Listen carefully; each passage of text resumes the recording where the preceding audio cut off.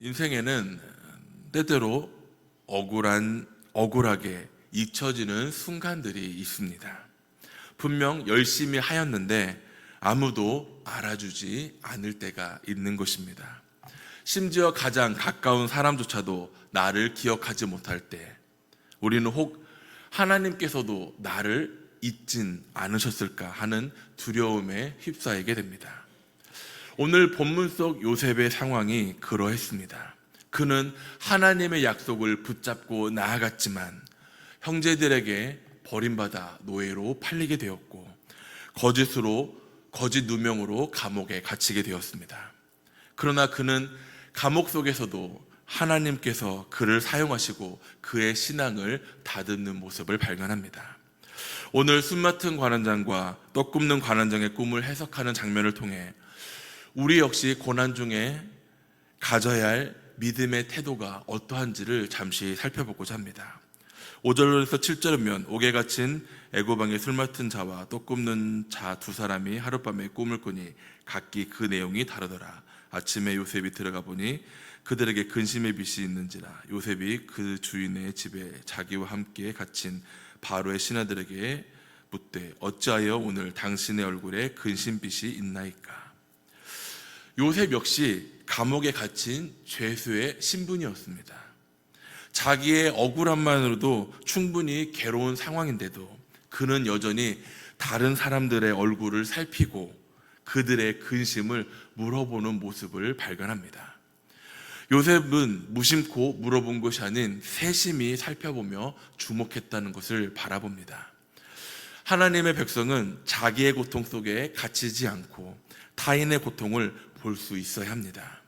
이것이 바로 성숙한 신앙인의 모습임을 돌아볼 수 있길 바랍니다. 성도님들은 어려움을 겪을 때 오히려 더 주변의 모습을 돌아볼 수 있으시겠습니까? 지금 나만의 고통으로도 힘든데 다른 주변의 고통을 바라볼 여유가 있으실까요? 하나님은 고난의 자리에서도 우리를 이웃사랑의 도구로 사용하심을 우리는 기억해야 합니다. 힘든 순간을 단순히 고통과 괴로움으로만 받아들이지 마시고 그럴 때일수록 우리는 하나님을 바라보는 믿음의 시선을 띄어야 합니다. 그리고 이겨낼 힘을 달라고 하나님께 기도로 나아가야 할 것입니다. 우리의 어려움을, 다른 이들의 아픔을 공감하고 그 고통을 덜어주는 통로로 사용되어짐을 우리는 기억해야 합니다. 하나님께서 나에게 주시는 고통이 단순히 내가 힘들고 어려움으로 끝나는 것이 아니라 그 어려움을 이겨낼 힘을 주시고 그 어려운 상황들을 겪음으로 인해 다른 이들의 아픔을 함께 공감할 수 있으며 그 아픈 마음을 우리가 함께 같은 시선으로 바라봐 줄 수 있기 때문입니다. 그래서 우리는 믿음의 눈으로 세상을 바라보며 세상 사람들에게 다가가야 할 것입니다. 그들에게 믿음의 본이 되어 하나님께 쓰임받는 믿음의 도구가 될 수 있기를 바랍니다. 오늘 아침을 시작하며 자녀들에게 혹 사랑하는 이들에게, 그것이 배우자이거나 사랑하는 부모님이거나 형제 자매이거나 혹 직장 동료라 할지라도 그들을 바라보며 그들에게 괜찮은지를 안부의 소식을 묻는 그런 하루가 되시기를 바랍니다. 그렇다고 다짜고짜 너 괜찮아 라가 아니라 정말 내가 너에게 관심 있다 라는 믿음의 시선을 바라보면서 괜찮냐고 한번 물어볼 수 있길 바랍니다. 그것이 잘 안 된다면 오늘 새벽에 말씀을 들으니 목사님께서 이렇게 해보라더라 라고 한번 목사님을 핑계대면서 오늘 하루 괜찮은지 아니면 어제가 어땠는지 내가 너에게 지금 관심이 있다라는 그 표현을 해볼 수 있기를 바랍니다. 관원장들은 꿈을 꾸고도 해석할 자가 없어 근심에 쌓이자 요셉은 하나님을 가리키며 이렇게 전합니다. 8절 보면 해석은 하나님께 있지 아니하이까 라고 말합니다. 이 요셉의 모습을 통해 우리는 크게 두 가지 모습을 발견합니다. 먼저 겸손의 모습입니다. 자신에게 능력이 있음을 주장하지 않고 하나님께 있음을 돌이켜 높이는 모습을 발견합니다. 또한 신앙의 증언의 모습을 발견합니다. 하나님을 알지 못하는 이방인 앞에 하나님을 선포하고 있는 모습입니다. 이것이 우리가 세상 속에서 나타내야 될 믿음의 고백임을 기억하길 바랍니다. 세상은 문제의 해답을 학문이나 경험 또는 물질 혹은 관계에서 찾으려 하지만 우리는 언제나 하나님께 답이 있음을 믿음의 고백으로 나타내야 할 것입니다. 세상을 바라볼 때 믿음의 눈으로 바라볼 수 있기를 바랍니다. 믿음 위에 굳게 서 있을 때 하나님께서는 그런 우리의 믿음을 바라보시고 그 믿음 안에서 우리를 이끌어내어 주실 것입니다. 그러므로 우리는 어떠한 문제 앞에서든 그것이 감당하기 어려운 상황일지라도 나는 할 수 없다가 아니라 하나님께 기도하며 맡기자라는 고백으로 우리의 입술 가운데 그러한 고백이 흘러나올 수 있기를 바랍니다. 매일 하나님께 기도하는 삶 가운데 힘들고 어려운 기도하는 그 상황 가운데 항상 그 문제의 답은 하나님께 있음을 기억하며 하나님을 찾고 하나님을 부르짖는 믿음의 시간들이 되기를 바랍니다. 요셉은 술 맡은 관원장에게 기쁜 소식을 또 떡 굽는 관원장에게는 무거운 소식을 전합니다. 그저 듣기 좋은 말만 했던 모습이 아니었음을 살펴봅니다. 우리가 하나님의 말씀을 들을 때 그 말씀을 전해야 될 때 있는 그대로 전해야 됨을 우리는 기억해야 합니다.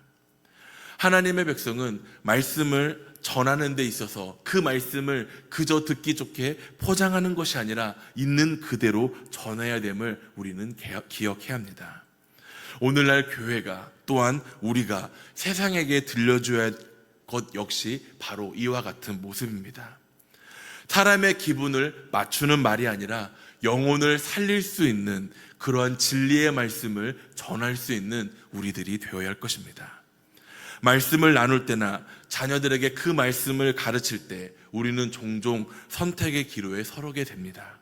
있는 그대로의 말씀을 전할 것인지 때때로는 불편하고 마음을 찌르는 진리를 전해야 될지를 아니면 듣기 좋은 말만 골라서 해야 할지를 고민하게 됩니다.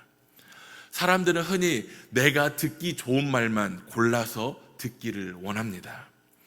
괜찮다, 잘하고 있다라는 말은 듣기에는 기분이 좋지만 그것만으로는 우리의 삶이 변화되지는 않습니다. 오히려 말씀의 진실이 우리의 잘못을 지적하고 죄를 드러나게 하며 때로는 불편하게 만들 수도 있지만 그 불편한 진실이 때로는 우리가 하나님 앞에 온전히 설 수 있도록 우리를 더욱 이끌어가는 도구가 됨을 기억하시길 바랍니다. 부모가 자녀를 진심으로 사랑할 때 자녀가 잘못된 길을 갈 때 안 된다라고 매를 들며 바르게 잡는 것처럼 하나님께서 우리에게 주신 말씀 역시 우리를 바로 세우기 위함임을 우리는 깨달아야 합니다. 그래서 우리는 말씀을 나눌 때 때로는 그 말씀이 듣는 이가 거북하거나 불편하다 할지라도 그 올바른 진실을 전할 수 있는 바른 입술이 되어야 할 것입니다. 그저 듣기 좋은 말만 전하는 것이 아니라 그 말씀을 듣지 않았을 때 그 생명이 어디로 가는지를 우리는 분명히 드러내야 한다는 것입니다. 비록 그 말씀을 들을 때 거부감이 들거나 꺼려할 수 있지만 시간이 지나면 그것이 진짜 사랑이며 결국 생명을 살리는 진리의 말임을 깨달을 수 있음을 우리는 기억해야 합니다. 14절이면 당신이 잘 되거든 나를 생각하게 하고 내게 은혜를 베풀어서 내 사정을 바로에게 아뢰어 이 집에서 나를 건져 주소서라고 말씀합니다. 요셉은 술 맡은 관원장에게 이렇게 부탁합니다. 요셉의 간책은 인간적인 연약함을 보여주기도 합니다. 그러나 성경은 23절에 이렇게 기록합니다. 술 맡은 관원장이 요셉을 기억하지 못하고 잊었더라. 사람은 쉽게 잊습니다. 그러나 하나님은 잊지 않으심을 우리는 기억해야 합니다. 하나님은 2년 후에 바로의 꿈을 통해 요셉을 기억해 하시며 요셉을 사용하시는 것을 우리는 말씀을 통해 찾아봅니다. 우리가 생각할 때 우리의 때가 응답되지 않고 더뎌지며 늦어진다고 생각할 때가 있을 것입니다. 그러나 하나님의 때는 결코 늦지 않음을 우리는 기억해야 합니다. 억울한 기다림조차 하나님께서는 구속사 속에 그 모습들을 사용하십니다.